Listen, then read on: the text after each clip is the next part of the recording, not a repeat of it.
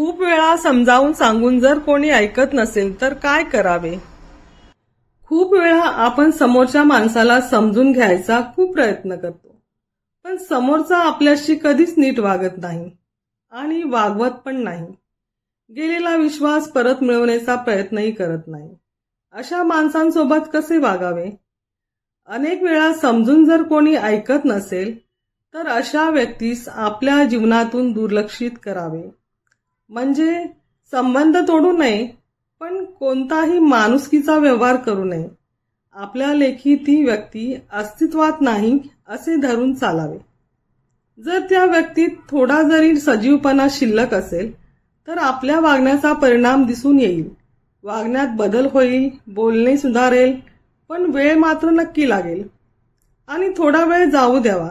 काही सुधारणा नाही दिसली तर समजून जावे. दगडाची उपमा देऊन आपल्या मनावर ताबा ठेवावा व आपलं पुढील भविष्य, आपल्यावर असलेली जबाबदारी कशी पार पाडता येईल याकडे स्वतःला वळवावे. अशा लोकांचा फारसा विचार करू नये.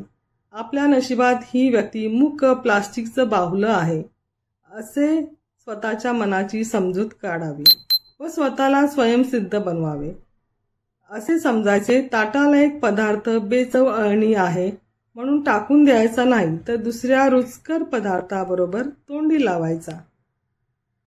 आपल्याला हा व्हिडिओ आवडला असल्यास लाईक करा, नंदाज ब्लॉग या चॅनलला सबस्क्राईब करा आणि बेल आयकॉनवर क्लिक करायला विसरू नका. धन्यवाद.